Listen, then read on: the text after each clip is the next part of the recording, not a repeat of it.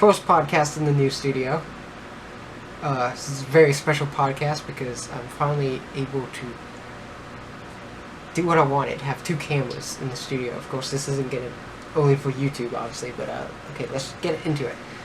Hello, everyone. My name is Ian Sylvain. I am the Metal Gladiator, and I'm joined here with my younger brother, Conor Sylvain. Introduce yourself. Hi, I'm Ian's little brother, Conor Sylvain. Don't get any closer to the mic. Okay, so I want to explain something. This mic, we put a handkerchief on it because it's very loud for the... we're recording this mic with Audacity. We're recording my mic with any capper's screen recorder. So... yeah. I mean, hey, look at it this way. At least I can safely sneeze on the microphone if I need to. I'd rather you not. I'd rather you not at all. So... okay, so what are we gonna do? Well, would you like to introduce the two albums we're gonna be reviewing? Yes. Okay. Here you hold up this one. Okay. And I'll hold up this one when we say it. Okay. Wait for that camera. Okay. Yeah. We are reviewing War. No. Oh. Okay. I did it wrong. I'm gonna introduce. Oh. This so one you first. go first. Yes, and then I'll I go first. after. So not at the same time. Shut up. Okay. I'll go first, and then you, because if I mean, you're not gonna say war, peace at the same time with your own mouth. I mean, you're not a ventriloquist. You can't do that. Right. Okay. You're right. So you say war and peace. So I'll say war, and then you say peace. Okay. Okay. Okay. We are reviewing War. Peace. By Demon Hunter. Peace. I've got them on cassettes, so. I'm off to the camera. They can see you from there. Oh my gosh. Okay, so War and Peace. We'll have them displayed here. Displayed if they can even see it on camera. Okay. Maybe not. They'll be able to see it here. Put Peace up there behind you, and I'll put War right here. Okay. Alright. Let's get right into it. War and Peace. This double album was released on March 1st, 2019 by, of course, Demon Hunter. One of the, they were, I want to say, those few bands that really get you into metal. This, Demon Hunter was one of those bands. Obviously, Megadeth, somewhat of Metallica, I guess, even though I still wasn't a big fan of, that's a different story, but Megadeth, Black Sabbath, I'd say Slayer was one of the early bands that really got me into metal. But one of the bands, I'd say, which are more important than, not Megadeth, because Megadeth was the first, but, it was Megadeth, and I'd say Demon Hunter, because Demon Hunter was one of the bands that I heard. They were the first Christian metal band that I've heard. And that was, so new to me because back then when I didn't really get music, I didn't understand it, I was like, okay, music's not really my thing. And then I heard Megadeth and I'm like, oh, cool. But I was still the Christian music and stuff just didn't, I mean, I was still all about the message and everything, but the music itself didn't fit well with me. I mean, it kind of does now because I've grown, but Demon Hunter was the one to open the gap to all this. Megadeth and Demon Hunter are the most important bands to me when I first started listening to metal. Yeah, it's kind of the same here. I think that Demon Hunter was the first actual metal band I listened to. There may have been a couple others, but I never really got into them. But Demon Hunter was definitely the first that actually got me to metal. Ian is moving my mic. Okay, you can all see it. Okay, if you're listening to this on a Podbean, Himalaya, or Anchor, or hopefully I'll be expanding it to other apps and stuff, I appreciate it, but if you do want to see us in the studio and how the studio looks, watch it on YouTube. I definitely appreciate that. Just listen to this podcast on every single one that you can listen to it on. Just do that. Just Okay. do that. So, first impressions of... Okay, not even listening to it, but first impressions when you first heard that Demon Hunter was releasing 2 albums on the same day, called War and Peace. I was like really excited because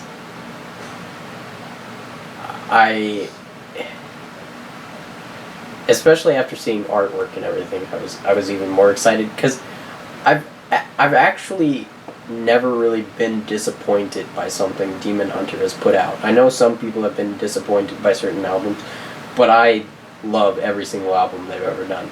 So I knew that then when they were releasing 2 albums, that means they're telling a very interesting story, and I was really excited to hear it, what it was going to be like. A double album, War and Peace, black and white, as you can tell from the album covers, you know.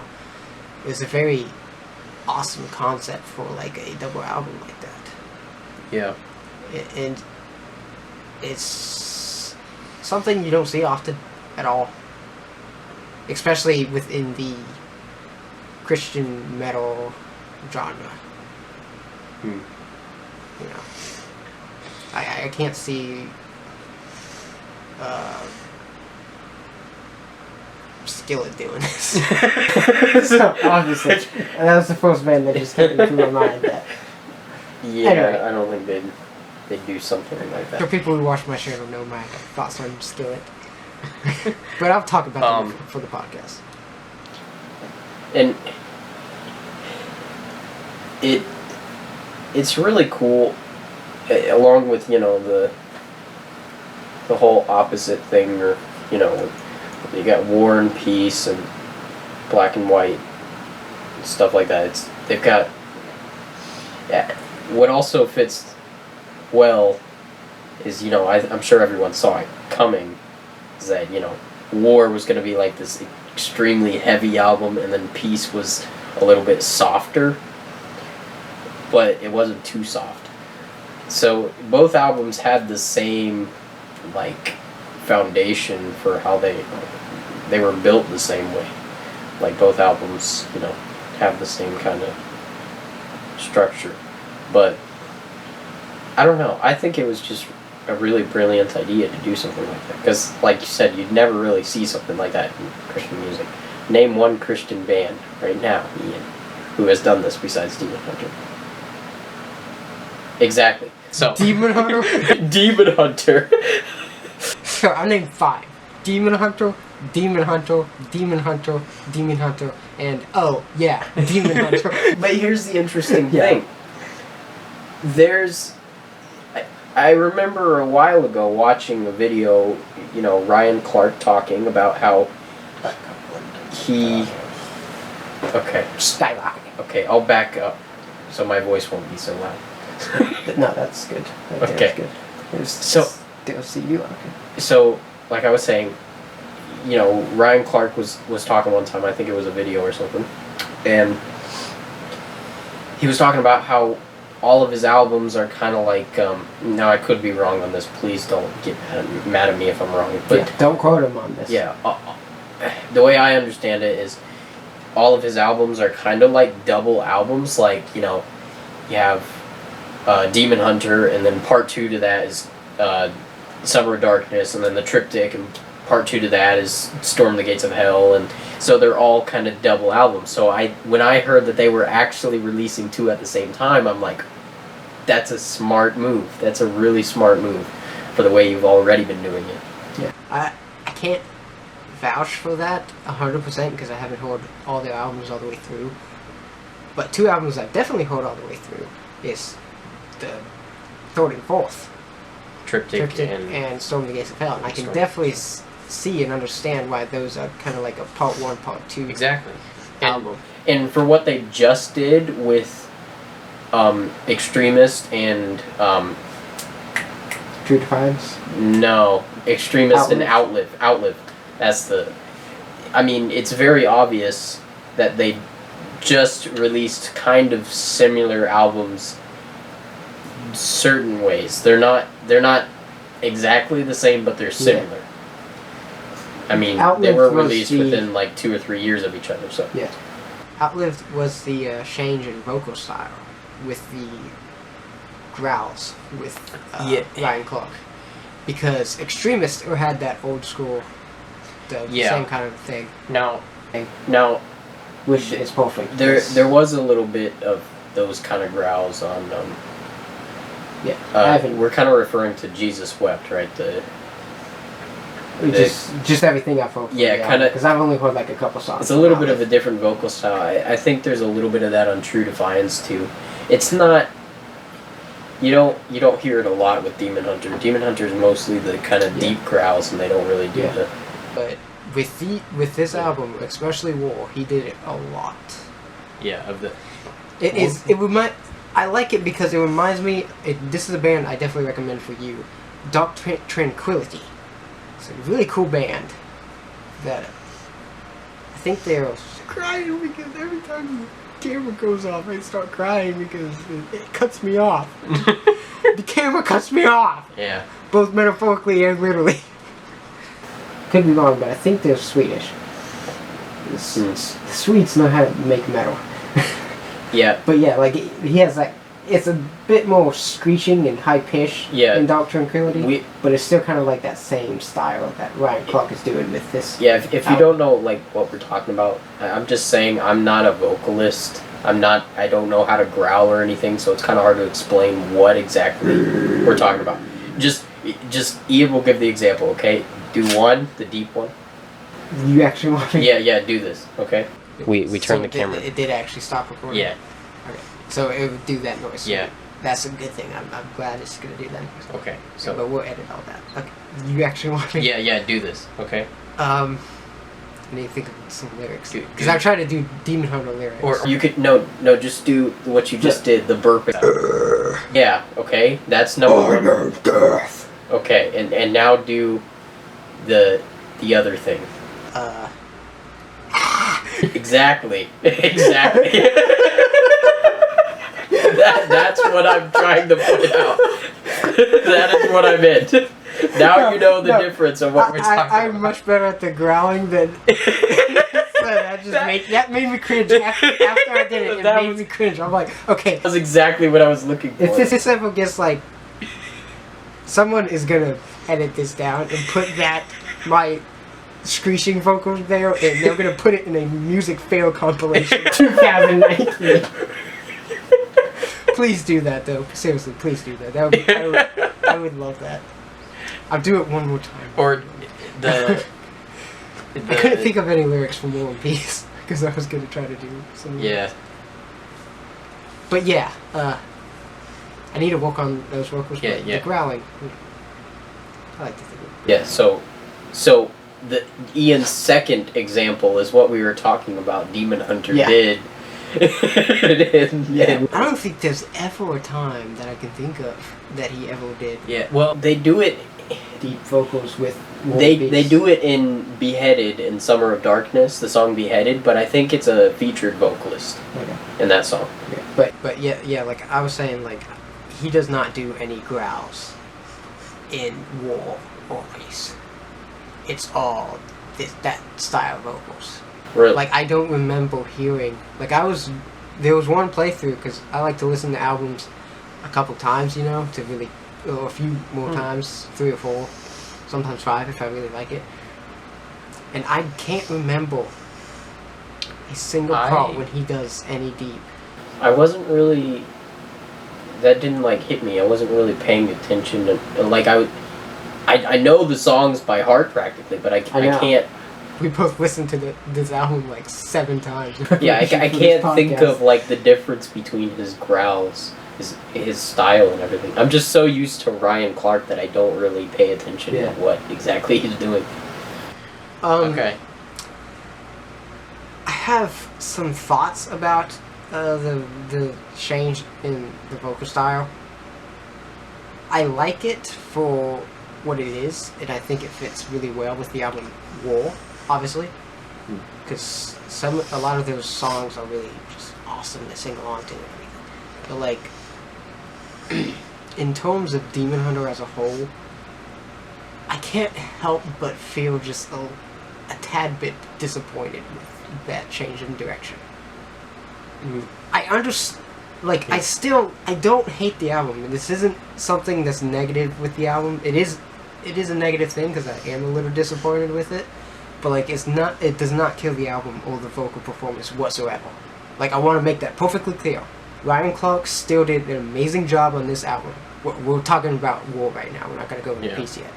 He did an amazing job on War, and I loved, and I liked what I've heard for Outlived, but you gotta remember, like, the first Demon Hunter song I heard was Not Ready to Die, and then I went into, like, the triptych, you know, and everything, Storm of the Gates of Hell, Summer of Darkness, you know. I love his growls. So I can't help but feel just a little disappointed, but it's not, like, an overwhelming sense of disappointment that's, like, makes me hate the album, because I still love it, you know?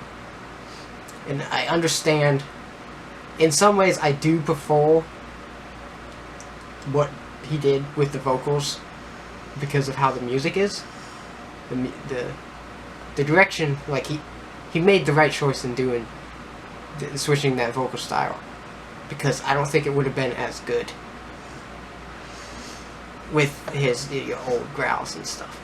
But it still gets me a little worried, and this is what I mean by kind of feel disappointed. It gets me a little worried for the future of Demon Hunter. Yeah. Because his growls have always... It was the first time Not Ready to Die, and mainly just that song and the album Triptych, it was like the first time I ever heard growl vocals. It wasn't like Cannibal Corpse or these big death metal bands. It was Demon Hunter when I was introduced to the growling vocals. And Ryan Clark was the first growl vocalist I've ever heard. And it changed. Like, I was like, this is awesome, I want more. So, thank you, Ryan Clark, for being an amazing vocalist. You got me into the genre of death metal. I can safely say that. Because it really was, like, his vocal style that really got me leading into the death metal direction. Let's just put it this way. Ryan's vocal style is so unique and everything that somehow Demon Hunter and their growl vocals got me into metal. It got me into metal. But here's the thing, is I actually don't like listening to metal music with the growl vocals, because I just can't get into it. But for some reason, there's something just like so special about Ryan Clark's vocals. So even for somebody who doesn't really like growls, Demon Hater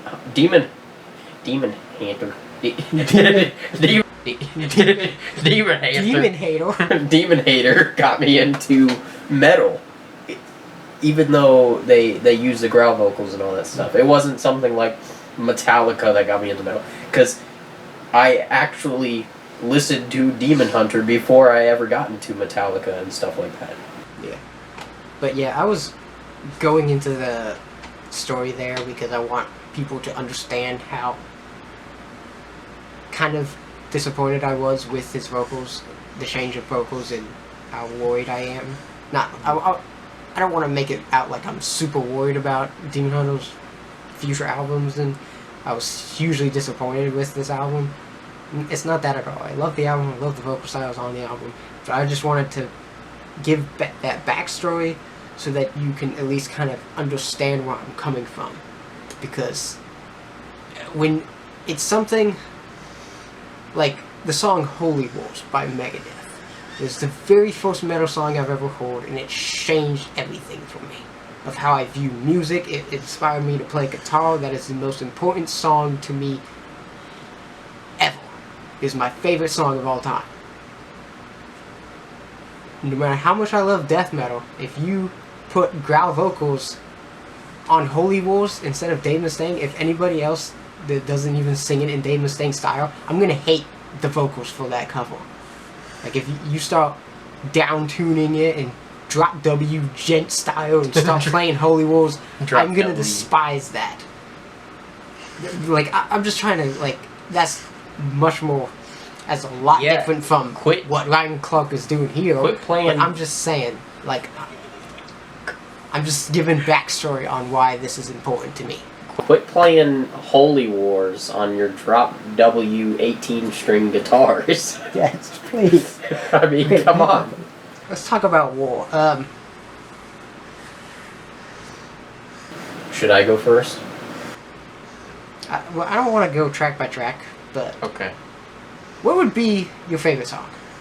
My favorite song. Yeah. Really, I'm Cut to Fit. Cut to Fit. Cut to Fit, because I heard some of the singles, and although I loved them, well, the singles were like On My Side and like The Negative, or something like that. I just now noticed I can see. And maybe Ash or something. Even though I loved them, I wasn't like extremely impressed, especially by like On My Side. I wasn't extremely impressed by that. But as soon as I started listening to the album and Cut to Fit was the first thing I heard, I was blown away. It was brilliant. I love that song. That's really good tea. Really I have shy tea with sugar and honey. That's off really good. topic, but okay. Okay, but anyway, I honestly have to say I kind of have two favorites because they are kind of different. Because the one favorite could have easily been on Peace, On My Side. I love that song, you know.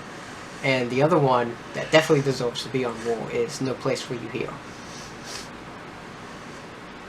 I love the lyrics to that song, and I just love that song so much. That would have to be, like, my second favorite. Yes, I love it. The riff the first time I heard that play on in Liquid No Place Metal, for You Here is one of the most brilliant things Demon Hunter has ever done. Yeah. Because it's so simple, yet just magically delicious. We are not advertised by Lucky Charms. I just want to point that out right now. I'm sorry. I'm never going to be invited back. I need to sit like this. I just now realized that my head was in the way. Oh, So you I just realized yeah, that? I apologize. I can't see it. It's behind me. I realized it from the start. I just didn't tell you. You always get those albums that kind of start dying off near the end, the last few tracks. Okay, I'm not gonna bash War for having the last few tracks kind of start dying off because I did listen to it like 6-7 times in preparation for this, so I can kind of understand. But that's just something I wanted to point out. Because honestly, even though two of my favorite songs on both of these albums are near the end, I can kind of agree that it does start to kind of wear off a little bit near the end. Because I don't know. That's just something I guess Christian bands are really good at. They are really good at picking the first half of the album perfectly, and then it just kind of becomes meh. Like Skillet? Well, Skillet just sucks all around. Well, no, I'm kidding. I like Skillet alright. But they do have a habit of putting their best songs at the very beginning and then nothing else.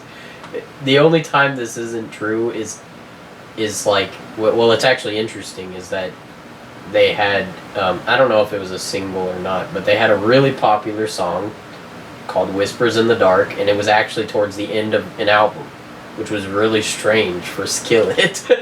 Because usually you would think a song like Whispers in the Dark would be track 2. I just find that strange overall. Like, no, I don't know if it's just because I don't pay attention to this, but it just doesn't seem like anybody releases their singles to be like the last song on the album. It's always the first couple songs, sometimes in the middle.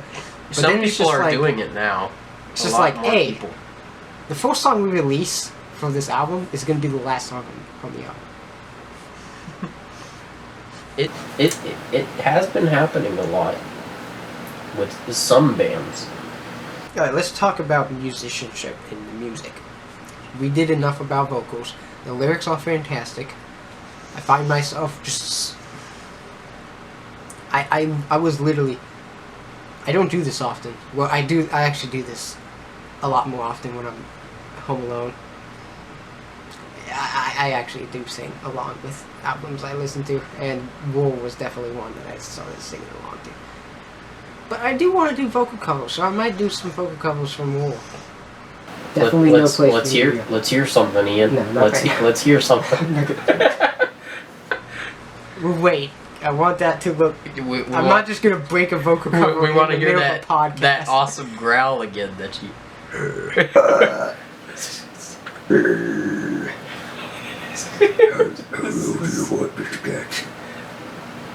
What? Okay, I'm just burping now. He's just burping. No, but really. Okay, so War. Guitar walk. Do you know exactly when they switched, like, lead guitar? No. Because it shows. Like, I'm not saying that in a negative sense, but, like, when you listen to their old stuff and their new stuff, especially, like, Outlive and War and Peace, it's quite different. They did change guitar, right? Possibly. They have a couple of guitars. Well, you're talking about lead guitar. I know they've changed. They've obviously changed some band members. Okay. I'm just not. Because I'd be shocked if when and where. The same guitarists Maybe from Some of Darkness are still did War and Peace. That will blow my mind because it's so different. I wouldn't say so different, and this isn't a negative thing at all. I love the guitar walk, but it is different. Yeah, it's very different. Something tells me that maybe a new person joined at like True Defiance or something, but I could be wrong. I don't know. Because Extremists still kind of had that classic Demon Hunter guitar wise. Yeah, I don't know. They change about every album. True. So I don't know. Defiance. But it's just like. But yeah, that wasn't a negative thing whatsoever. Guitar work on this album. The guitars, the bass, the drums, it was all awesome. It was awesome. I love the guitar work. Especially Cut to Fit. Yes. But the drums, and I'm not trying to, say that Demon Hunter's horrible or anything, but like the drums in Demon Hunter compared to other bands have never really just impressed me that much. I mean, they're good. There's just not as full as other bands. I mean, well, just keep this in mind. No one's Mike Portnoy. Well, Neil yes, but I'm just saying. Yes. They're not playing prog music. But the drums is good. The drummer was excellent for what he does. He's a master of his craft. I think all the members are masters of their craft. And I'm a little upset that somebody pointed this out to me, because now every time I listen to it, do you want me to point this out to you? I hear it. I hear it when I listen to it every time because somebody pointed it out to me. Okay. I'm scared. But the mixing on Outlive it's at least like if you listen like with headphones or earphones or something, the hi-hat is like only coming through your left ear. And that's not just a problem with my headphones. It's like I'm pretty sure that it's something with the mixing. That might be something that I probably would pick up on by myself. Definitely. Yeah. And it's very annoying. I like my hi-hat to be heard in both ears. I don't think they did it on War and Peace, but I could be wrong. But like, it was just weird for Outlive. I mean, Outlive was just a weird album overall. It was really good, but it was also just weird in certain ways. Yeah. I can't really say the same with the... I don't know what it's like, because I never really I think I only listened to War and Peace all the way through, like, at least once with headphones. Everything else has been on speaker. Yeah. Because I've been at work, and I'm in the back.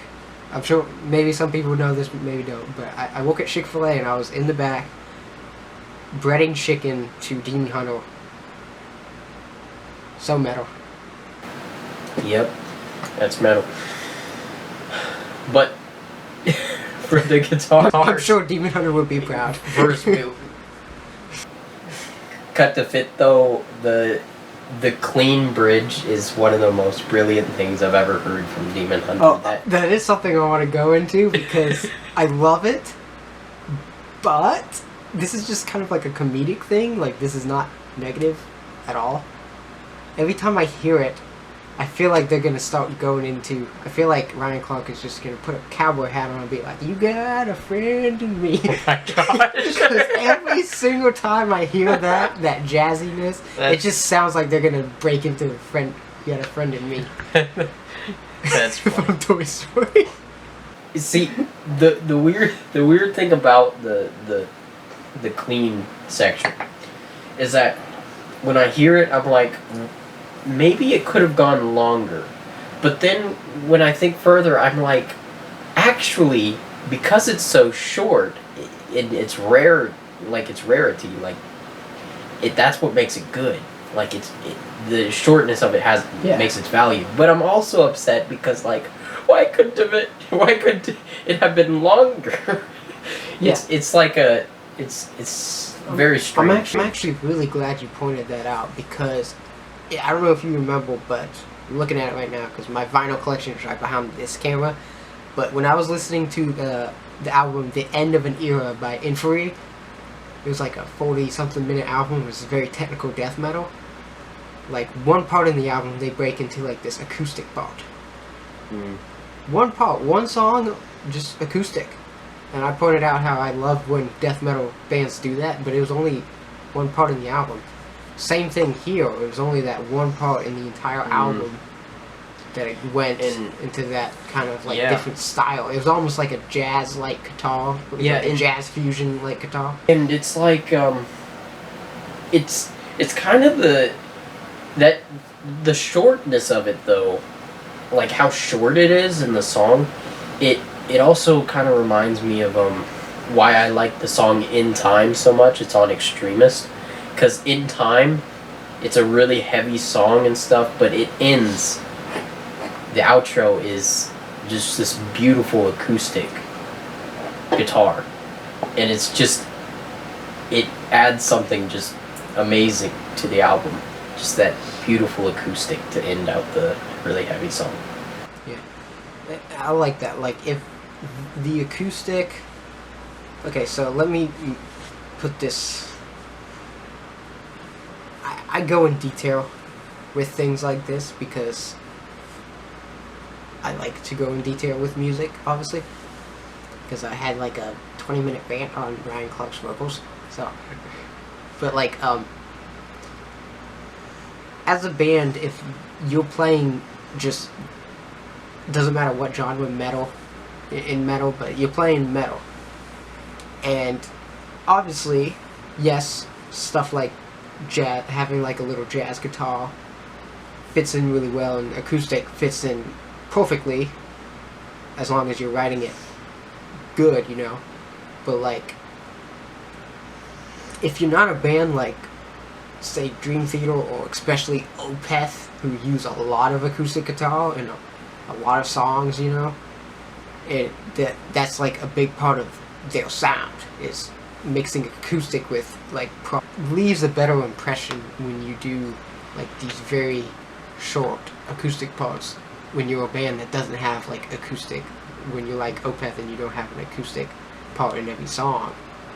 Just like Demon Hunter with Cut to Fit, they don't put jazzy like guitar in every song, so it leaves a much better impression in replayability for that song. And that's honestly, I'd have to say, even though Cut to Fit is a fantastic song, I'd have to say that that is the best part about that song. It is. It really is. and it really makes the song. Like, it's hard to really describe it in detail, but I'll do the best I can. Well, I'll explain a lot, but like, you think it's like almost a 5-minute song, like 4 minutes and something, you know, it's almost a 5-minute song, and the best part about it, and the one reason that you replay it a lot, is the part that's near the end. That says something, but it also says something for the song, because how, like, the song complements that part, that different style, that different genre that is implemented into the song. The guitar work in the song complements it, even though it's a completely different genre from that part. And that's why it sticks out to you, and sticks out to me, and a lot of other people, I'm sure. Because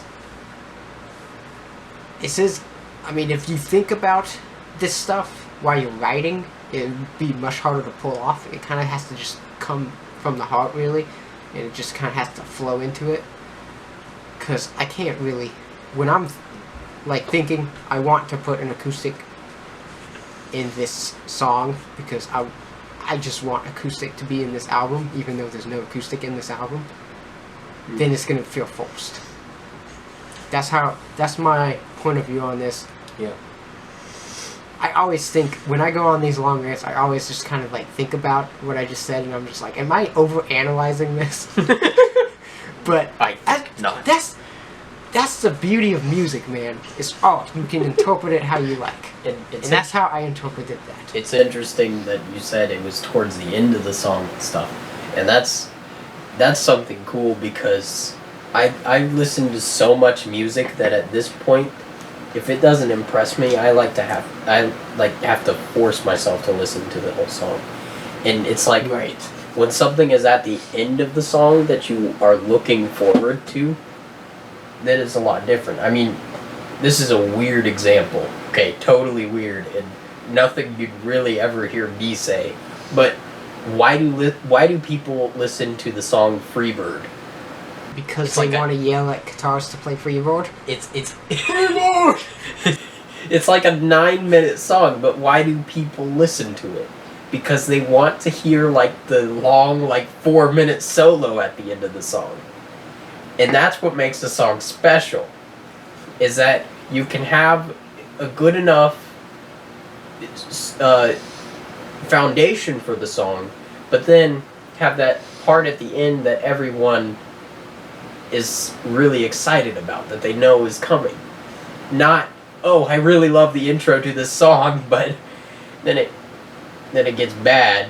It's like, that's a problem with most, like, you know, like 80s hair metal bands and stuff. It's like, oh yeah, the intro to that song is amazing, and I love the chorus of that song, but the verse is crap and the solo is boring. It's like... Yeah. On My Side, as I mentioned, that was my favorite song. And some disagreement. Cut to Fit to On My Side was a really good fit, because it kind of throws you off. Because On My Side could easily have been on Peace, and it was much more in the Peace style than the War style. That's why it actually, like, kind of disappointed me. I would have liked it more if it was on Peace, because when I heard the really heavy chugs and everything, and then the clean vocals, it just threw me off. Yeah. Because I expected him to start growling. That's what I liked about it, though. Is it threw you off. I like it, but I also don't. It's so weird. Like, I feel like if there were growls in it, the song probably wouldn't be as good. But it's hard to like truly know that, because I want to hear the growls. Yeah. I think no growls on My Side was a good choice. Obviously, as it is. It's like a lot of stuff on Peace. You can't really picture it with growls. And it's a single and stuff. It's played on the radio a lot. It's been very successful. Yeah. But Unbound is another good one. Now, here's a question though, because I feel like these songs are very similar. Do you prefer Unbound or Ash? I would have to say Unbound. Okay. Yeah, those songs are kind of similar, but one song I do want to go into real quick, and this is kind of goes back to what I was saying earlier of how it kind of starts to drag near the end of the album. Lesser Gods.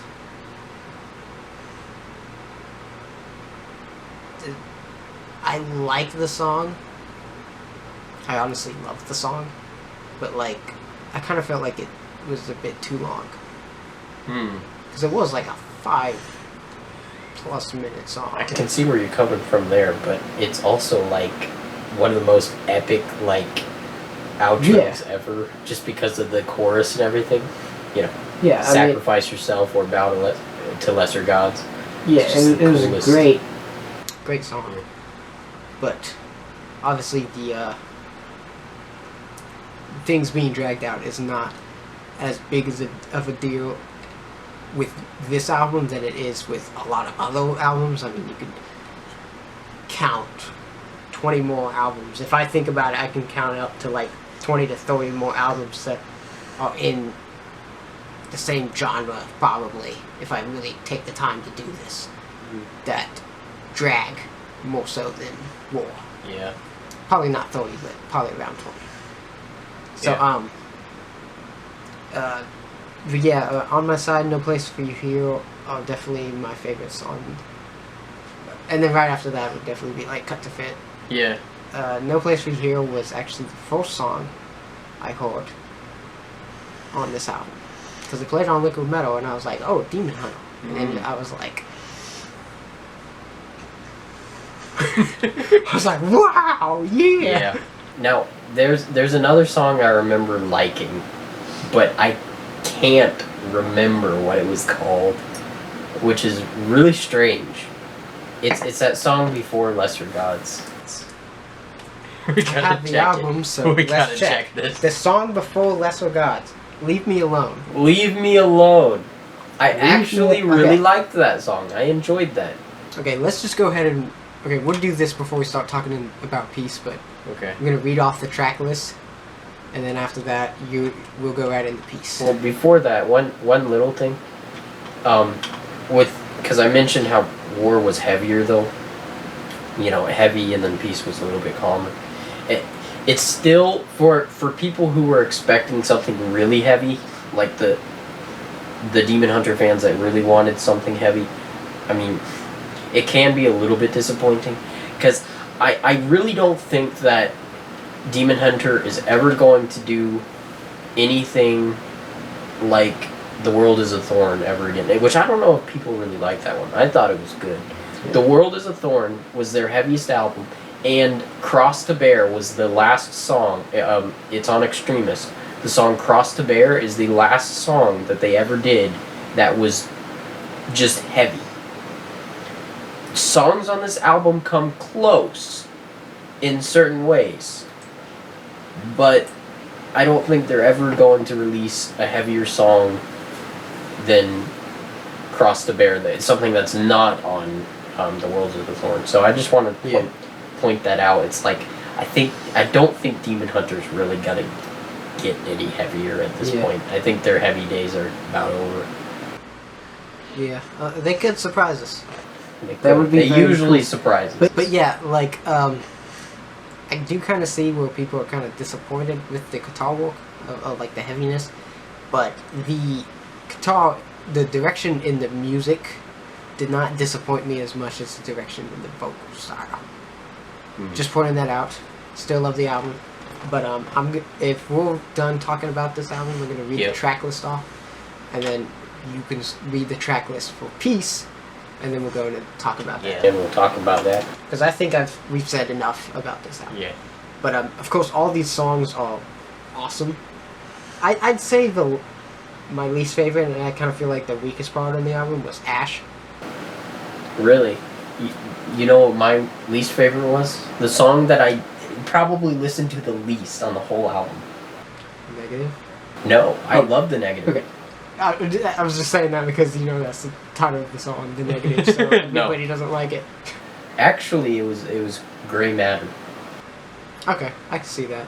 Yeah. Yeah, Gray Matter and Ash. It was like that ballad, but it wasn't a Demon Hunter ballad. It wasn't the awesome ballad that you always... I'd say, okay, let me read them off, and then I'll say, like, Close Enough, Gray Matter, and Ash were kind of ones that I'd say skippable, but they're still good songs. Close Enough, though. I love that. Cut to Fit, On My Side, Close Enough, Unbound, Gray Matter, The Negative, Ash, No Place for You Here, Leave Me Alone, and Lesser Gods.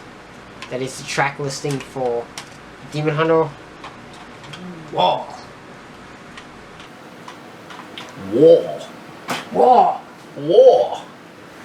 We didn't talk about Close Enough. That was a good song. It was a good song, it was, but like... I liked what they did at the beginning. I kind of forgot about it. Yeah, I did too for some reason.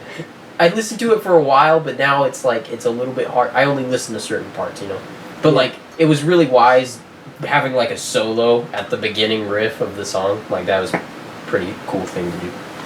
But Peace. We have More Than Bones. I Don't Believe You. Wait. What you said earlier. Okay. I will read this off again since you don't want to believe me. Cut to Fit, On My Side, Close Enough. Okay, I'll put up my finger. Cut to Fit, On My Side, Close Enough, Unbound, Gray Matter, The Negative, Ash, No Place for You Here, Leave Me Alone, Lesser Gods. Don't... Okay, come on. You listen to the album too. You should know the track listening to that. Okay, start over. I'm sorry. Start over? Yeah, okay. just... More Than Bones. I Don't Believe You. I just freaking read the track listing to you! I just read it! I read it twice! Okay? Do I need to read it again?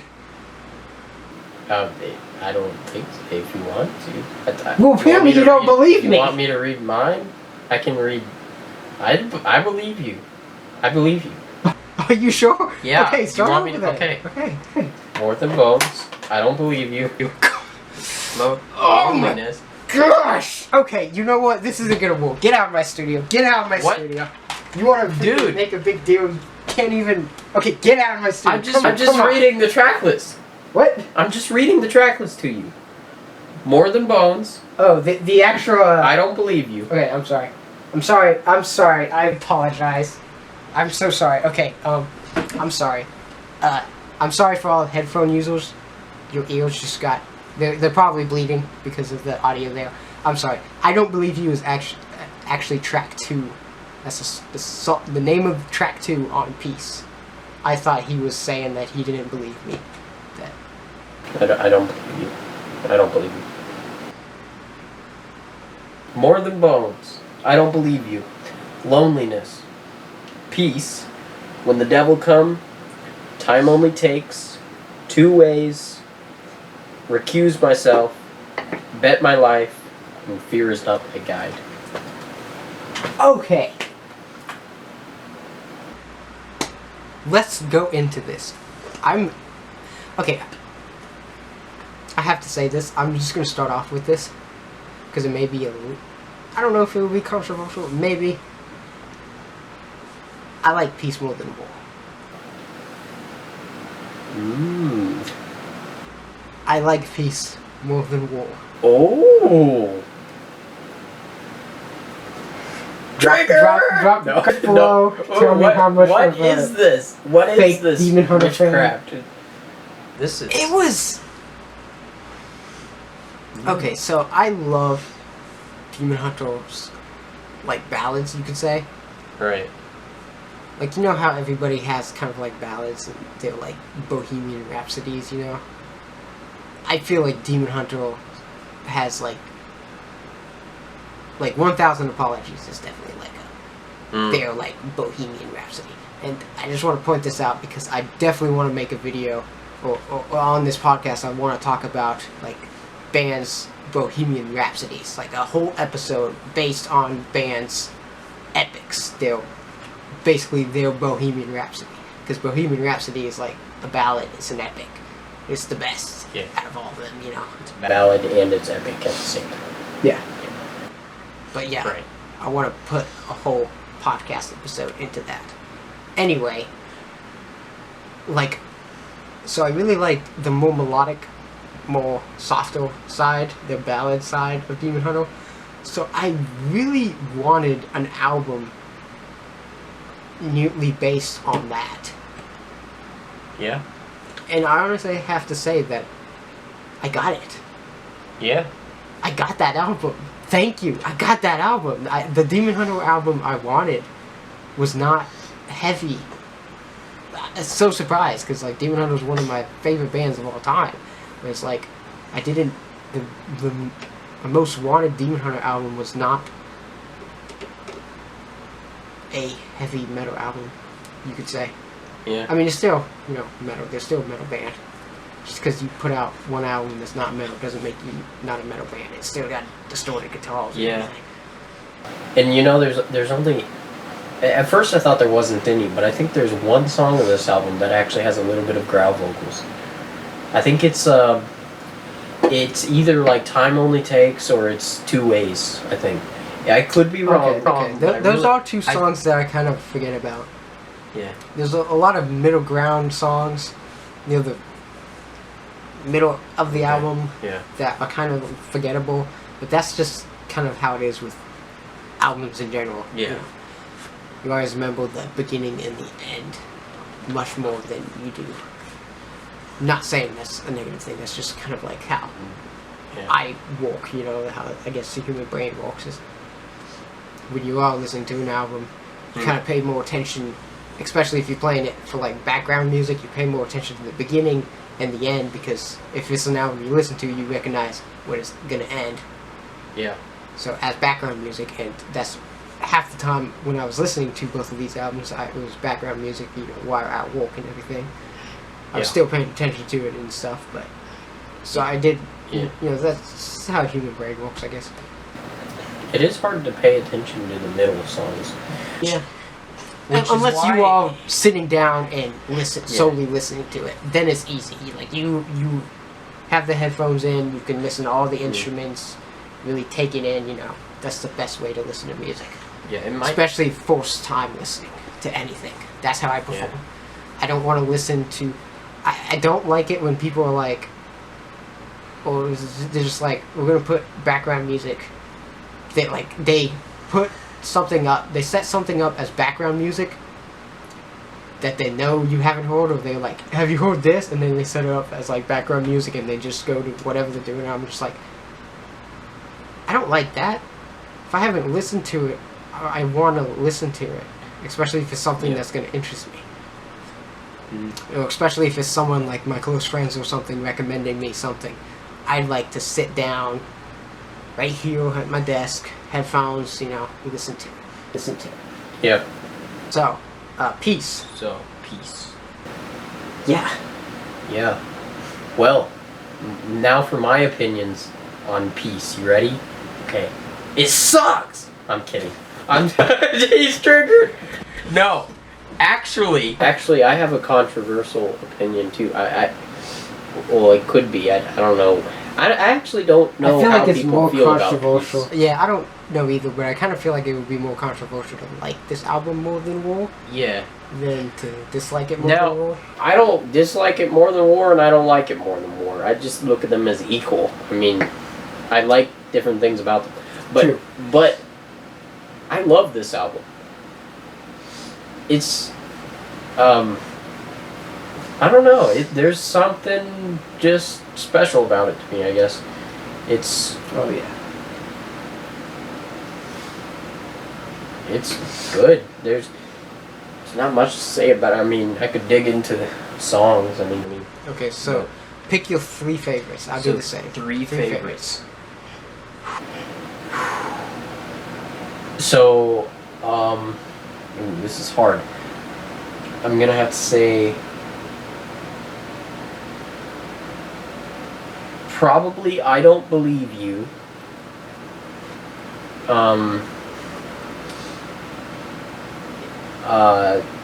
Fear Is Not My Guide, and it's hard to decide between like When the Devil Come and Loneliness. But I'd say that those are some of my favorite songs. My three favorites are More Than Bones, Evil as like my number 2 slot, Evil, because I kind of can't decide on them, but I'm not like cheating and putting 4 songs as my favorite. I'll kind of say draw Loneliness or Peace as number 2, and then probably my favorite song on the album is Excuse Myself. Recuse Myself, really? Yes. Okay. I love that song. I loved it the first time I listened to it. Now, I will point out, When the Devil Comes is one song on my first 2 listens that I did not like. It was like the only song in this album I actually love that I did start. not like at all. But it is growing on me, and I have to say that I love the really do like acoustic. this song. I really do like When the Devil Comes. It's a good song. I love the acoustic though. As soon as I heard the acoustic, I'm like, yes, yes. They're doing a full-on acoustic song, and I love that. Yeah, with how much I love ballads, I don't know why it didn't sit well with me. Some songs just don't. Now, but yeah, I do like the song. Now, if we talk about least favorite songs, though, that's a little bit different, because this song is kind of like really good, but also there's those songs that it's like I don't really like listening to it. But I think it's that way with War and Peace. There's just those like filler songs. What would you say are your 3 like least favorites? I probably don't remember the names. You probably don't remember the name. Probably like in the middle. Well, I like Peace because that was kind of in the middle, and I'd have to say I like Peace more than Loneliness. But what's the last song? Because Fear is Not My Guy. Fear's Not My Guy. That's probably one that I wasn't. That was one of my favorites. Yeah, but I still love it, obviously, because this was the Demon Hunter album I wanted, so I honestly just love the album. Yeah. But I mean, obviously we're talking about least favorites. Least favorites does not mean bad. Yeah, it doesn't mean bad. Unless we say that it's bad. That it's bad. Unless we say that it's bad. Yeah, but like, least favorite does not always mean bad, because I love Fear's Not My Guy. Yeah. Can I say my least favorites? You can say Recuse Myself, aren't you? No. Go ahead. What's your least favorite? Recuse Myself. Actually, one of my least favorites would be Recuse Myself.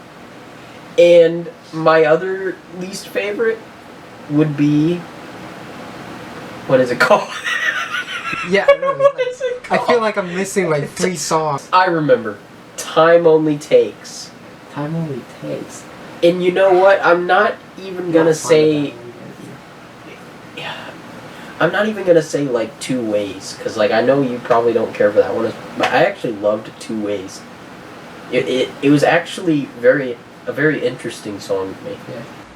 More Than Bones, especially the chorus, gives off the anime opening vibe for me. Like every time I hear More Than Bones, I think of like anime opening. It's like, you know, somebody has probably actually did like because they do like the AMV things, like the anime music videos where they put music over the anime stuff. They've probably done that with the Demon Hunter stuff. I hope so, but it's got to be an opening. Like, it can't just be scenes from the anime. Like, I always think of the openings of like all these anime. Yeah. One time I was I have to admit something, because I'm just a nerd. I love metal, and then I like anime. And then I'm like, I actually listened to More Than Bones to one of the, I can't remember what opening it was, but one of the My Hero Academia openings. And it actually worked really well. What? Like, I have to be serious. Like, it worked really well. And I just don't know why. I don't understand how Demon Hunter was able to pull off, like, the perfect... I'm calling it right now. Anime opening song. You could put More Than Bones to any anime opening and it'll work. We might have started a meme. We might have just started a new trend. One thing I was a little bit disappointed by with More Than Bones is when I listened to it, I was expecting like a clean section, like cut to fit. But it was interesting what they did is they got a little bit heavier, where As in the heavier album, they got slower at the bridge, and then in the slower album, they got heavier. In both opening tracks as well. Yeah. So it is an interesting thing to point that out. is- It is so an that's- interesting thing to point Yeah, out. that is interesting. But I was really wanting the Yeah. Queen section. And then I don't- Queen section. And then I Don't Believe You is... I still like the song. Obviously, there's not a song that I don't like on this album. But it is one of the songs that I would say... I wouldn't say skippable. I don't think any of the songs are skippable, but it's one I just kind of forget about because of how much I love some of the other songs. I don't believe. Oh. Are we seriously going to do this again? No. Peace was interesting. I was not expecting, after War, like this was my first listening through it. After War, I was not expecting an actual title track. Album title track. That was... That threw me off. I was like, It was- what's this song called? It was And then I looked interesting. at it and I was like, Because they released Oh. Peace as a single. They released Peace as a single with like something like The Negative or something like that. Because they would release Okay, I didn't War know that. and a Peace single at the same time. And they did that like 3 times. It was very strange what they did, because they did like On My Side, or I bet you they did like On My Side and Peace or something, and then they did like The Negative and Recuse Myself, or maybe the other way around. And for their third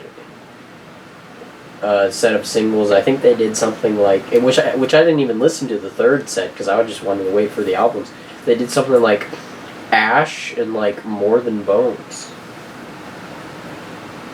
which was strange because they released a title track and the first song on an album both as singles, but they didn't do the same for War because there was no title track for War. Yeah. And they didn't release Cut to Fit.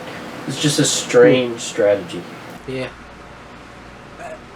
You gotta wonder though, with singles, is it more so the record label or the actual band? Yeah. Because that is something to consider. Because that could just be, I don't know everything about the music business, but I can kind of see that it maybe is the record label listening to the albums and being like, this one seems like a single, and like releasing that. Or maybe it is the band. I have heard bands in interviews talk about what songs were going to be singles, so I don't know. It is very strange, like their single choice. Like I don't expect, like, some of the songs I just don't expect to be singles. Like Recuse Myself doesn't sound like the normal single. The Negative really doesn't sound like a normal single. Yeah, I agree with that. Even though Recuse Myself is like my favorite song Yeah. on Peace, I still understand that. Yeah. I don't want my favorite song to be a single. I don't know why. That's a weird pet peeve of mine. Like, my opinion on a song doesn't change if it's a single. But if it's my favorite song on the album is a single, it's weird. If your favorite Skillet song is Monster, it's like there's something wrong here. Another song I want to talk about, actually, is the song before the album closer, and that's Bet My Life. I actually really enjoyed that song. And I usually don't, like, really enjoy the song before the end of the album. Yeah. But I enjoyed Bet My Life. What's the last It had song? a good pace. Oh, yeah. Fear is Not My Guide. Bet My Life was it wasn't Demon Hunter at all, but it worked. It was so good. I can't really say much else about this album, honestly. Yeah, like, it's just I feel like I've said, like, obviously this is the Demon Hunter album I wanted. Everything, I love the album. I like War, but I love Peace. Like and love. The difference. Okay, so... I think War is great, but I think... But you Yeah, think okay. Peace is fantastically... Okay, well, we'll rate the albums in a second, but, I love the song Peace, Loneliness, really good. There wasn't a weak part on this album, I think. Unlike War, it does have a couple songs that are kind of like forgettable. You do have songs, well, they're not necessarily forgettable, but they kind of are. If you have songs that are, even if it's just one song that's kind of forgettable, it does kind of affect Peace was not as forgettable to me. Yeah, it really wasn't. It kind of, like every album, whether it has a good flow or a bad flow, every album still has a flow. This could be done really well, or it could be done very badly and not make it sound like it has flow. Yeah. Now, what I loved about this one closing thought, I'm just happy I got a fully acoustic song and a fully piano song, because those are two things that Demon Hunter has been putting in their songs. Recently, they've been putting like piano intros to songs, like you got that on Outlive, the outro to Outlive, and you got, I can't remember what it was called, the outro track, the ending track. And then you got, like In Time with acoustic stuff. But I'm just happy I got When the Devil Come and Fear Is Not My Guide, both fully piano and fully acoustic. It's really good. And good vocals on Peace, too. Definitely. Obviously the vocal style didn't change because it was still his vocal style. He didn't change his singing voice. He changed his growling vocal style, and that's what kind of disappointed me a little bit with War. But I was not disappointed whatsoever with Beast. So, War. What would you rate War? 0 out of 10. What would you, don't rate it 0 out of 10, but between 1 and 10, what would you rate? This is a little bit hard for me. I'd have to say 7 out of 10. Just because some of the songs are forgettable. Like, the album didn't keep me attached to it for a long time. I'd have to agree. I'd say 7 out of 10 is a good rating for War. Yeah. What would you rate Peace? I'd rate Peace an 8 out of 10 because it was memorable. But if we're looking on the musical side, I'd probably just call them a tie. Because they both have strengths and stuff. But, yeah, just personal opinions. 7 out of 10 for War and 8 out of 10 for Peace. Okay. With me, 7 out of 10 for War, and I'm gonna have to go with a 9 out of 10 for Peace. Oh, I thought you were gonna say an 8.8. No, I gotta go with 8.7. I don't think it's a perfect album. It had its moments that were kind of lacking. But, like I've said 15 times already on this podcast. But now I have to say 16 times because I have to make it an even number. Yeah. It's the album I wanted, so 9 out of 10. Yeah. Should go back and count. I'm sure someone would do that. There's no such thing as a perfect album. Unless you're Neil Morse. Megadeth. Neil Morse. Dream Theater. Opeth. I haven't heard Opeth. Megadeth did release Iron Maiden. These are rare cases. Slayer. Neil Morse is not rare. He releases an album every year, though, and his albums are perfect. Just flawless. There's a lot of flawless albums. There's nothing wrong with them. There's not a single thing wrong with them. That's has to do with a ton of personal preference. But I know. I'm just making a joke, but there are a lot of albums, classic albums, that are just genre-opening albums that a lot of people would agree that it's perfect. Those kind of albums. I'm sure a lot of thrash metal fans would say Kill 'Em All is a great album, is a flawless album just because of how great. Yeah. Even though it really isn't flawless because nobody really wants to listen to a really awesome fast metal song and then have it turn into what is it, Sweet Home Alabama and the bridge, the Four Horsemen or whatever. I think it's Sweet Home Alabama. Okay. The bridge of that song is just so weird. Anyway, moving on. So, what do we have in store for our list? Our top. Okay, it's the top 5. I think I've only done one top. Okay, so yeah, I did one top 10. I did top 10 Cannibal Corpse on the first episode. It was just me, and then William picked the top 5 German bands, and Ben picked top 5 Nothing But Thieves songs. What is the top 5 since you were the guest? The top 5 this time is top 5 solid state record albums. So albums released by bands who are under the Solid State Record album label, which is the label that Demon Hunter is under. I gotta get my list. I gotta get my list too. Yeah, but yours is right in front. Don't look at my list, Ian. Mine was down there and I forgot about it. Don't look at my Christmas list. This is private. He's retarded. Okay, so, honorable mentions. Do you have an honorable mention? Yes, I have 2. Okay, I just have 1. Wimp. What? Wimp. Sorry. One of my honorable mentions isn't actually Solid State, but I'm going to explain that. Yeah, so you want to go ahead and do that? Okay, yes.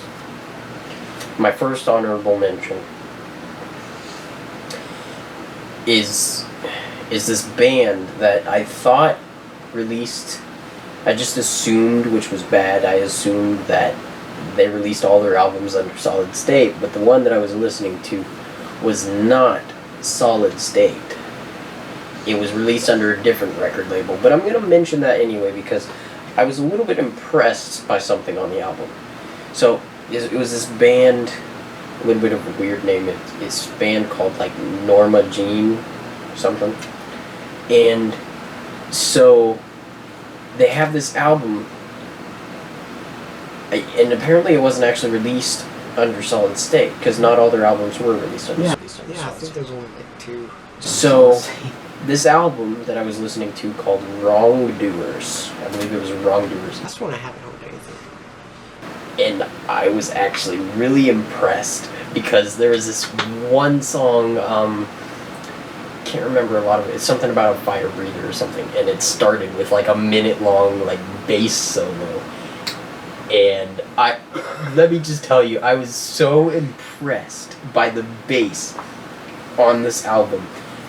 It's not just a filler instrument with this band. It's more of a main instrument. They do so much with the bass. I'm really impressed. There's that song with the long bass solo and everything. It's like, oh, it's so good. I'm not too crazy about the vocals, but I loved it. I loved it. How fast this album was and stuff. But yeah, Wrongdoers. That's mine.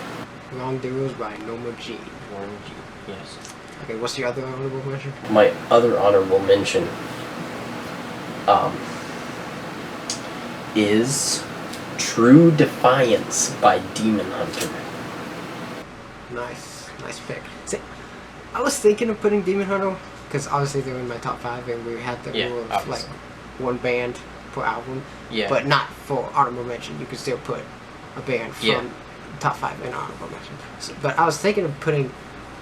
I guess I can just go ahead and say my honorable mention for Demon Hunter was gonna be Extremist. Because that album has been growing on me a lot recently. But yeah, I mean, I'd say Extremist would be one of my honorable mentions. But True Defiance, besides the album that's obviously on my top 5, this album really impresses me because there's just so many cool things on here. I mean, with Peace we talked about the fully acoustic song, but actually on True Defiance, they do have a 2-minute acoustic track, and that's Means to an End, and then it goes into the song We Don't Care, and that is just one of the most epic Demon Hunter songs. This album was actually really, really good. I love it. I think there's a good, I can't remember exactly, it's like either a solo or a clean section. I'd have to look at it later, but like God Forsaken, I just remember the bridge of that song being really cool. Just great album for Demon Hunter. I'm not sure if everyone loved it. That might be kind of controversial to say it, but I love True Defiance. It was a really good album. And I mean, the deluxe is good too. I mean, I Am a Stone and stuff, that's a really good song. Yeah. I'm not going to go into the extremists.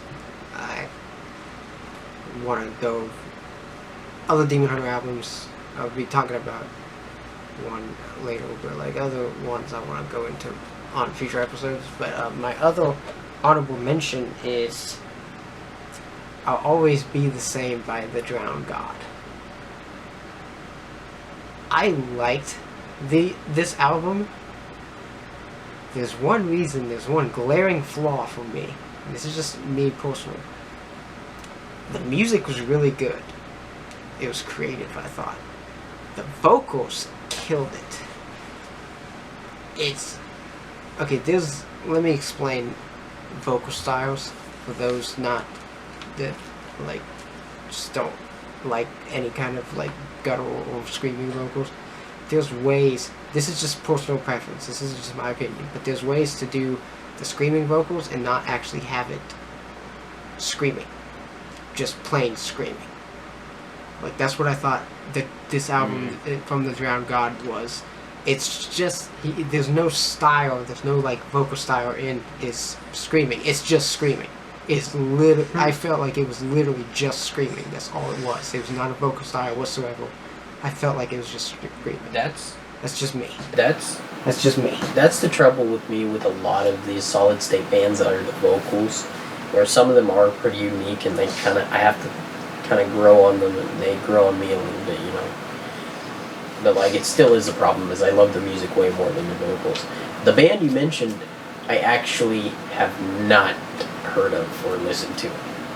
I'm gonna say Ian listened to a lot more than I did. Yeah, I think I was only missing one or two albums from the entire album list by Solid State. Yeah, where I only listened to like a few different bands. Yeah. But I still have a top 5. Like I nearly listened to everything released by Solid State Records. Yeah, so, which is good because we both have different points of views. One is me listening to a few Solid State bands and picking out, these are my favorite from the bands I heard. And then Ian literally listened to everything and he's picking out. Yeah. he literally I think there was one freak, band, music freak. I think, no, there's two bands. I'm picturing the albums in my head. I think one started with an A and it was like Azurus or something that I missed. I didn't listen to that band. Then there was another band that I didn't listen to. Everything else I listened to. Now, I want to say something though. We don't know what our lists are. Each other's list, which I'm really curious because he listened to everything and I only listened to a few things. It would be really cool if some of his favorite albums are some of my favorite albums too. So because I didn't listen to as much as okay, he did. so this is what we're gonna do. I'll do number 5 first. You do number 4 first. Then I do number 3 first. You do number 2 first, and I do number 1 first. Or do you want to start with number 5? So we can kind of be surprised with both of our. Well, we're gonna be surprised anyway, but. Okay. Would you want me to start? Or Yeah, you can go. Okay. So number 5 is Voices by Death Therapy. Holy crap! Ooh. When I listened to this band, I listened to both of their albums. When I listened to this band, even though it was not my favorite, even though I was more impressed by other bands, but like, holy crap, I was so awestruck by their style, their just Death Therapy. I was awestruck by it. It was like, holy crap. And I have to say, it was very tough because I can't even remember the album name now. I really loved the other album, but I thought Voices was a lot better. Okay. I felt not like a lot better, but like it's just me kind of trying to pick which one I still really can't decide which one I like more, but I think Voices, I just picked that just to finally decide on something. So I love both of their albums, really good. But yeah, Voices by Death Therapy very surprised me. The vocals really good. I can't remember if it was. It's been a while since I listened to most of this stuff. because I finished my list way before you did. Yeah. But like, there was, I don't think it was this band, but there was some other bands that kind of took the screaming, the Drowned God vocal style. Sorry, it's just my opinion, but like I don't Death Therapy I don't think did that, like from memory. Like they had a very unique style to them. They were just like a unique band all around. They had like the music just was, it's hard to describe. And hopefully I listened to most of these albums once or twice, but like hopefully I'll go more into depth on all these. More into depth. Death. Definitely go more into into depth, depth. obviously. But like I'll go into most of these albums in the future, on the future episodes. But yeah, Voice is Death Therapy number 5. Cool. What is your number 5? My number 5. And I imagine we'll mostly talk about our not really a discussion, but we just talk Yeah, about, you just said talking. Okay, my number 5. I was Voice trying. Death Therapy. No, I was trying to put this list together quickly. So, a couple of these first albums, I didn't like really grasp a whole lot, but I was very impressed. Like first impressions, this is my number 5. Slave to Nothing by Fit for a King.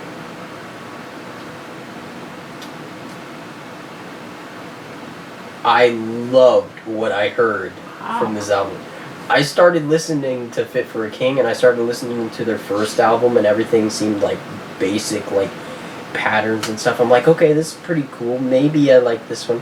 And then I started listening to Slave for Nothing. I'm like, oh, snap. I was very, very impressed with this album. Yeah, I do have to say something. If we did top 6, that would have been number 6 for me. Wow. Because that was one that I, like, obviously with me listening to literally almost everything released by Solid State, I couldn't put all the good stuff in the top 5. Because we won't do the top 10, because then it would be harder on you, who doesn't, who's struggling with finishing. Anyway. Yeah. But yeah, like, Slave. that's a good choice. That is a really Yeah, good I loved choice. it. That was a really good album. Number 4 for me is a band you mentioned earlier, the Polar Similar by Norma Jean. Oh. This album hit me like a ton of bricks. This of it, the vocals. Oh gosh, I love his vocals. I'm not sure if I heard that one, but maybe a little bit. I'm hoping to. I have to wait a couple paychecks, but like I'm hoping to get it on vinyl, because the vinyl that they have on Solid State is really cool. Wow. But yeah, this album. Whew, Norma Jean's good. they are good. I really like their other album that I think is kind of new. I think it's coming out, or came out this year or something. Polar Similar by Norma Jean. Number 4. Okay, number 4 for me. Which, this, because it was thrown together last minute, now that I think about it, number 5 and number 4 could be switched around for me, or maybe equal. I didn't really have enough time to think about it. But, just for the sake of this, I'm going to say number 4 is Captors by Wolves at the Gate. Can I say something? No. Okay, yes, this is your podcast, Ian. You can say something.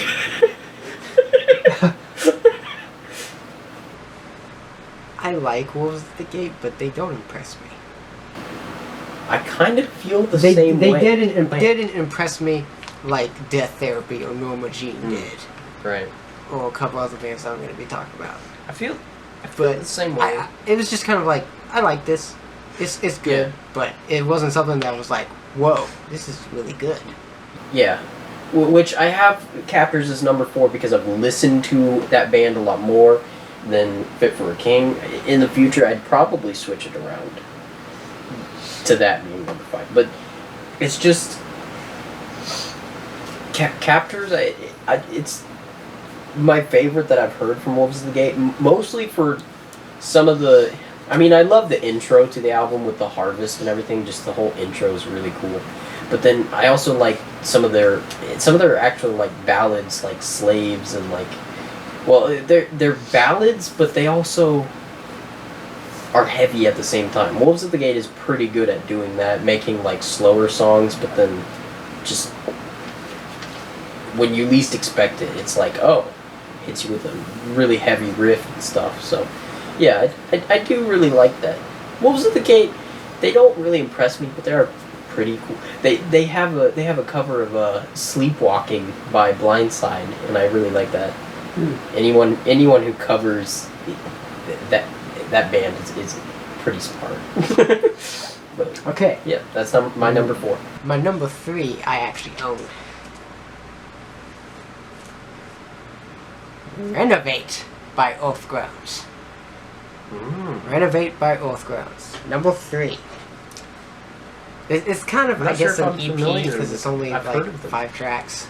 Yeah, I know you were here when I got it. I've heard it. I don't think I'm. But yeah, like this is really good and stuff. Like really heavy, really kind of like real guttural vocals. Yeah. I definitely recommend it. I don't think they've actually released. I think it's just EPs because it's only like 5 tracks, but they released like 2 EPs. And I hope this isn't an album because it's just like a little flimsy thing. I don't want a whole full-length album with a flimsy thing like this. I mean, I don't mind packaging like this, but I mean this is like EP packaging. So. Yeah. Yeah. Cool. Keep that right there. Oathgrounds. Nah, I can't get that right. Okay. Oathgrounds. Renovate by Oathgrounds, number 3. Very, very cool. Okay. Now my top 3 though is gonna blow you away, Ian. My top 2. When you hear my number 3, you're gonna be like, whoa. Okay? You ready? My number 3 is The Infinite Order by Living Sacrifice. I didn't hear that one. You are missing out. Am I though? Okay, talk about that. Okay. I didn't hear all of Living Sacrifice's albums, but first impressions of this album, whoa. Like, whoa. It's really, if you just want to listen to something just non-stop heavy and also groovy at the same time. This is a good album. I was really impressed because I hadn't listened to a whole lot of... check it out. I hadn't before listened to a whole lot of Living Sacrifice. I know they had a big influence on Demon Hunter and stuff, but I chose to listen to the Infinite Order first and stuff. And then I'm like, okay, at least for right now, this is my favorite album by this band and stuff, and one of my favorite Solid State albums that I've ever heard, because I was just blown away. I was really blown away by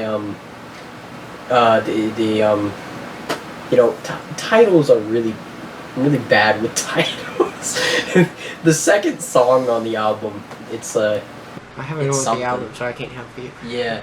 with the titles. But yeah, I'm kind of bad with titles too, especially when I'm focusing on music. So I just love.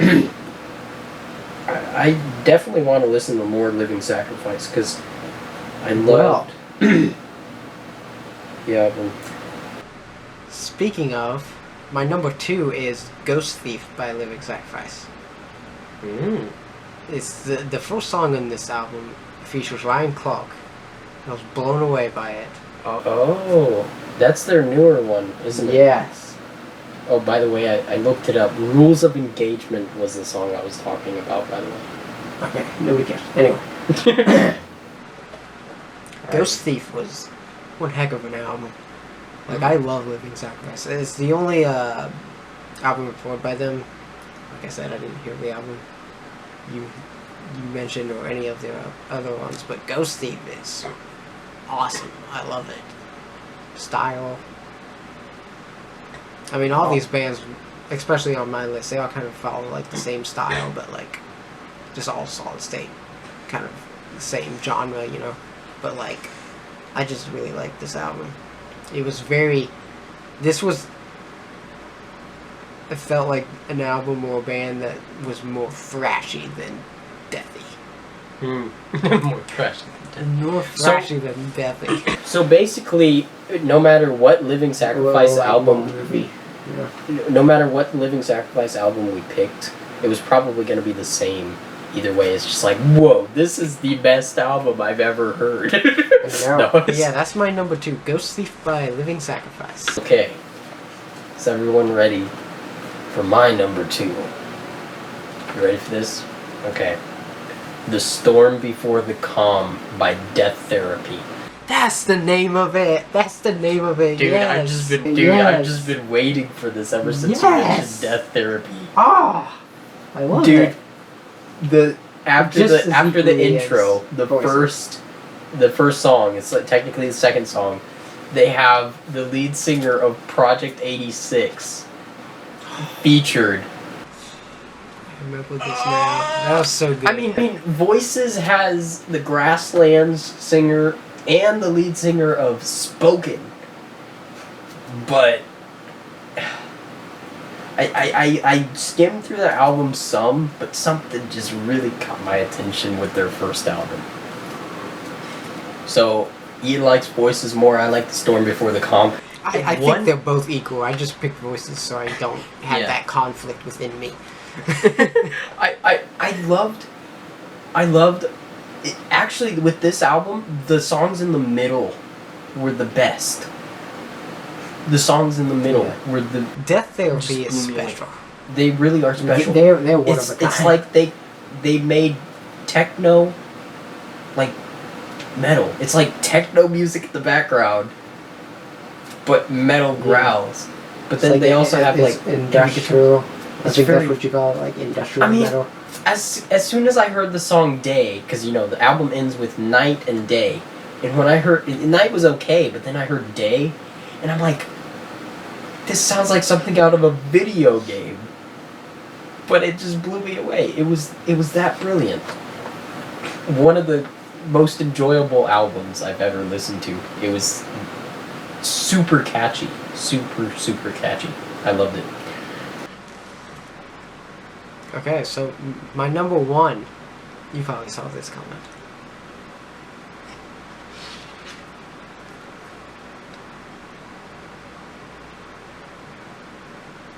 I was mentioning this album before, The Triptych by Demon Hunter. Of course, Conor probably saw this coming from a mile away. Yeah, because I saw the CD. Yeah, but like, no. As I was saying, how Demon Hunter was one of the bands that really got me into metal, like right after like Megadeth. This album, okay, Rust in Peace is my all-time favorite album because it opened the gateway for metal. This album was the one that did it in the more extreme metal. Like, it got me into the death metal and stuff.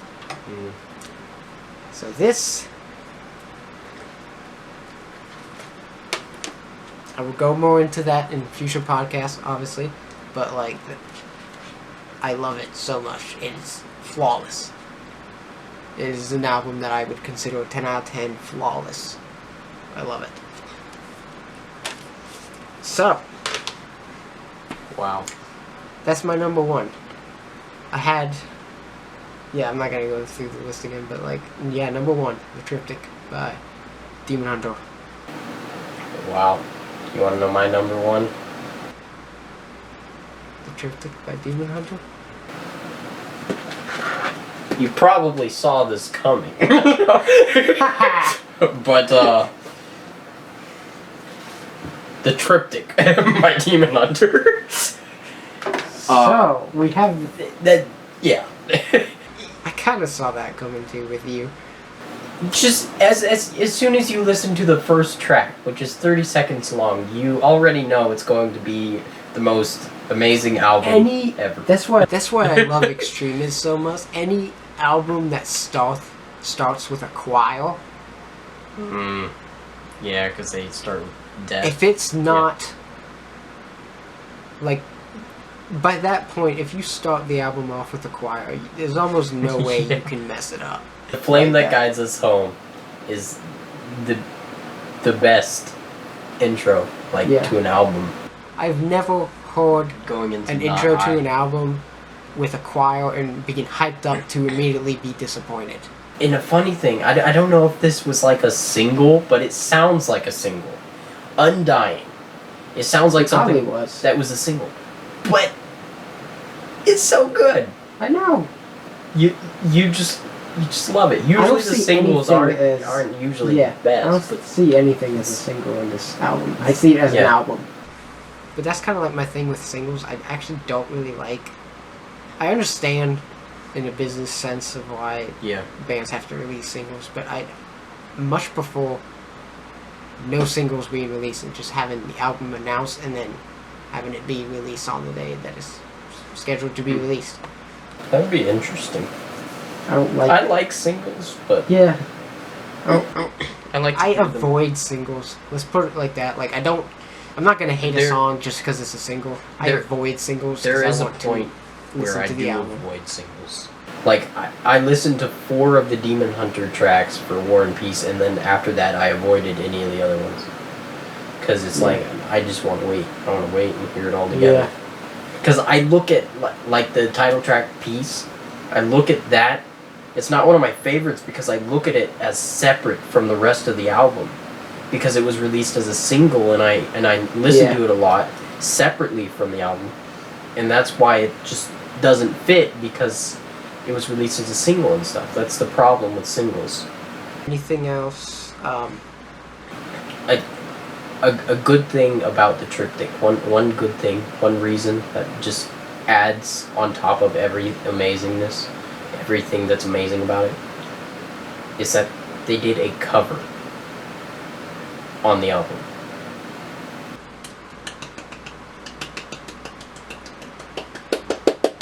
Yeah. It's awesome. Snap Your Finger, Snap Your Neck. I love the original song too by Prong. It's a really cool Yeah. song. Like it's groovy, like very catchy, Yeah. get moving kind of song. Really hypes you up. But closing thoughts. War and Peace, I definitely recommend.